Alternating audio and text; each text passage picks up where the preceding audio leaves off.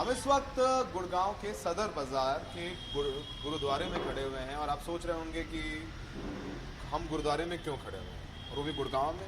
आपने देखा होगा पिछले कुछ हफ्तों से गुड़गांव में जुमे की नमाज जो जमात में यानी साथ में पढ़ी जाती है, खुले में होती है, उसको लेकर के विवाद चल रहा है। जहाँ नमाज पढ़ी जा रही थी कई स्थानों पर गोबर के उपले रख दिए गए।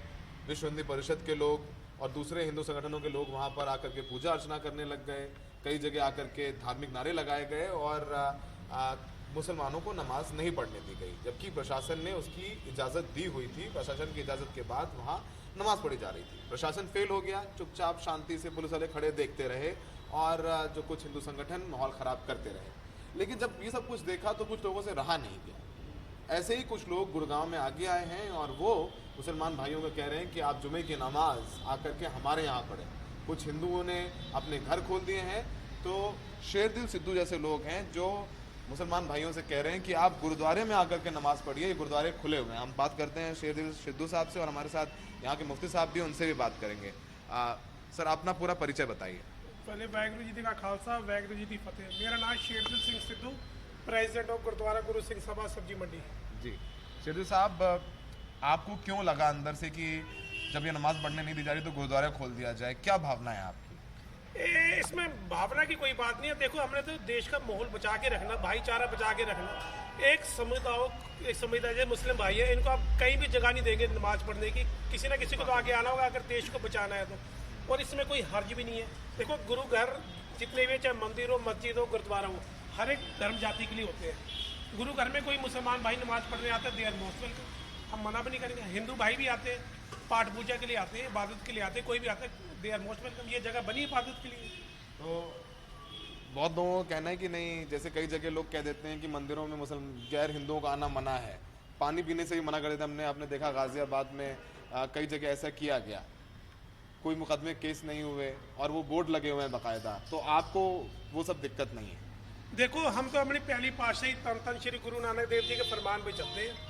उनका कहना है, अव्वल अल्लाह नूर पाया कुदरत के सब बंदे, एक नूर से सब जग उपजे, कौन पले कौन बंदे। हमारे बाबा नानक जी की आप उनके देखेंगे, उनके साथ एक मुसलमान जी भी थे मर्दाना जी के नाम पे, वो 45 साल उनके साथ रहे हैं। ठीक है ना। हमने तो अपने गुरुओं का फरमान पढ़ना। देखो, मुसलमान भाइयों, आप हो, मैं, हमारा खून का रंग तो लाल ही है ना, वो कैसे बदल सकते?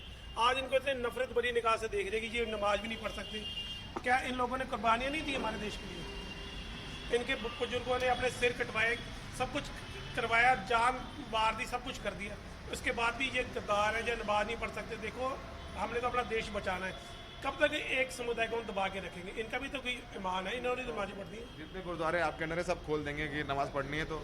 नहीं, गुरुद्वारे साहब तो कभी बंद ही नहीं हुए, कभी बंद ही नहीं हुए। देखो, ये एक प्रोपेगेंडा चल रहा है कि गुरुद्वारा साहब खोल देंगे।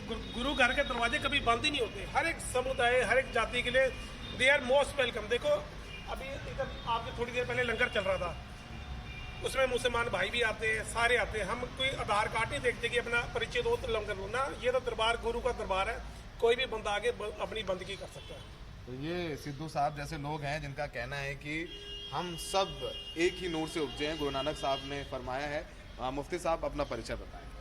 मैं मुफ्ती मोहम्मद सलीम कासमी, प्रेसिडेंट जमियत उलमा गुरुग्राम। सर, आप लोग देख रहे हैं कई जगह पर नमाज नहीं पढ़ने दी जा रही है, प्रशासन भी शांत हो जाता है, दबाव में आ जाता है, और आप लोग जो एक भाईचारे की मिसाल पेश कर रहे हैं, क्या कहना है इसको लेकर के आपका? देखें, गुड़गांव के अंदर तो भाईचारा शुरू से रहा है। अभी चंद सालों से चंद लोग हैं जो इस तरह का विवाद करते हैं और माहौल ख़राब करने की कोशिश करते हैं। चाहे वो सेक्टर 44 हो, 43 हो, 47 का जुमा हो, कहीं भी लोग पहुँचे हैं, चंद लोग ही गए हैं, तो नाम भी लेना मैं मुनासिब नहीं समझता। लेकिन अक्सर लोगों ने साथ दिया है और ये कहा है कि ये पुराने नमाज़ पढ़ते आ रहे हैं। जो खुले में नमाज है वो पहले 2-4 जगह होती थी, आज से 20 साल पहले। मुसलमान बढ़ता गया, बल्कि मैं ये कहूँगा शहर के अंदर इंसान बढ़ता गया इस शहर की तरक्की के लिए, जिसमें मुसलमान भी हैं, हमारे सिख भाई भी हैं, हिंदू भाई भी हैं। बाहर से आए, आकर के यहाँ फैक्ट्रियाँ लगाईं, कंपनियाँ लगाईं, मकान खरीदे। इस शहर की तरक्की का यही राज है कि हर जगह के लोग यहाँ मौजूद हैं। तो उसी में मुसलमान भी है, और मुसलमान की एक जो ज़रूरत है वो ये है कि हफ्ते की एक नमाज, जुमे की नमाज, वो एक साथ पढ़ी जाती है। बाकी 5 वक्त की नमाज जो रोज़ाना पढ़ते हैं वो घरों में, ऑफिस में, दुकान में पढ़ लेते हैं। तो वो हमारी मजबूरी है, हमारा कोई शौक़ नहीं है। तो इसलिए खुले में नमाज बासानी हो रही थी। लेकिन कुछ लोगों ने सियासत खेलने के लिए इस तरह से करा, मैं वही देखता हूँ कि फिर लेकिन हमने भी माहौल को बचाने के लिए कि ताकि माहौल ख़राब ना हो, हमने सारे इमामों से ये कह रखा था कहीं भी कुछ भी लड़के अगर विवाद करने के लिए आए, माहौल ख़राब करने के लिए आए, आपको पीछे हट जाना है। सेक्टर 47 के अंदर भी आपने वही किया। जी, तो बिल्कुल आप वही शेरदिल किया। सिद्धू साहब और अक्षय जैसे लोगों के लिए क्या कहेंगे, क्या फरमाएंगे? इनके लिए तो बस अल्फाज नहीं है कि जिस तरह से इनके लिए यानी इनकी मुबारकबाद के लिए वो अल्फाज नहीं बने हैं जो इन्होंने एक बड़प्पन दिखाया है और दिल बड़ा करा है। मैं कहता हूं कि ऐसे ही होना चाहिए। सेक्टर 12 के अंदर जब अक्षय राव साहब से हमारी बात हुई और उन्होंने ये कहा कि आप हमारे घर में नमाज पढ़ो, क्या दिक्कत है, आपको चौक पे नमाज पढ़ने से मना कर रहे हैं? तो मैंने कहा नहीं, घर में दिक्कत होगी तो कहने लगे हॉस्पिटल में रहा है उसके छत पे पढ़ लो। मैं कहा नहीं, उसमें भी थोड़ा सा डिस्टर्ब हो सकते हैं, लोग आएंगे नमाज पढ़ेंगे। उन्होंने पर्सनली अपनी एक दुकान की चाबी दे दी और कहा कि ये आपके नमाज के लिए है, इसके बराबर में सर्विस स्टेशन है, उसमें भी आप नमाज पढ़ सकते हैं, वो भी मेरा है। तो ये एक बड़प्पन है। अब जैसा कि हमारे ये सिद्धू साहब ने एक इतना यानी बड़ा जुमला जो इस्तेमाल करा है कि गुरुद्वारे का जो द्वार है वो सबके लिए खुला हुआ है और कोई भी आकर के अगर तुम्हें इबादत करने में दिक्कत है तो आके इबादत कर सकते हैं। ऐसा ही होना चाहिए। जब इंसान का अखलाक और उसकी सोच ऐसी होगी तो कोई मसला नहीं होगा।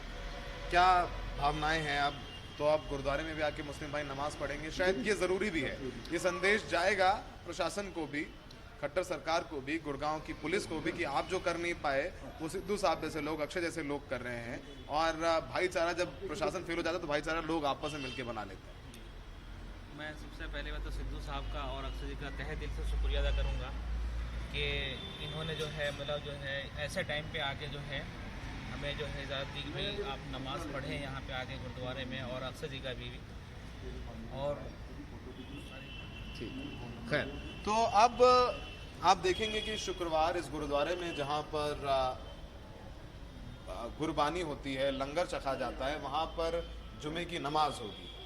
अक्षय और अक्षय जैसे तमाम लोग अपनी दुकान, अपनी ज़मीनें दे रहे हैं कि अगर बाहर प्रशासन या कुछ हिंदू संगठन के लोग आपको नमाज नहीं पढ़ने दे रहे हैं तो आप हमारे घर आइए, हमारी दुकानों पर आइए, हमारे खेत में नमाज पढ़िए, गुरुद्वारे में नमाज पढ़िए। तो एक कहीं ना कहीं एक ज़बरदस्त संकेत कह लीजिए, एक ज़बरदस्त सीख कह लीजिए प्रशासन के लिए, सरकार के लिए, कि जब सरकार लोगों को, कुछ जो लोग माहौल ख़राब करने की कोशिश करते हैं, उन पर काबू करने से नाकाम रहती है, तो शेरदिल सिद्धू जैसे लोग, अक्षय जैसे लोग सामने आते हैं, हिंदू सामने आते हैं, सिख सामने आते हैं और कहते हैं देखिए ये कुछ चंद लोग हैं जो माहौल ख़राब करना चाहते हैं, हिंदू मुसलमान के बीच दूरियां बढ़ाना चाहते हैं। हम आपके साथ हैं, हमारी दुकान आइए, हमारे गुरुद्वारे आइए, हमारे घर आइए और जमात में जुम्मे की नमाज़ पढ़िए और अमन की दुआ मांगिए। सहयोगी सुधीश कुमार राम के साथ गुड़गांव में सौरभ शुक्ला, NDTV इंडिया।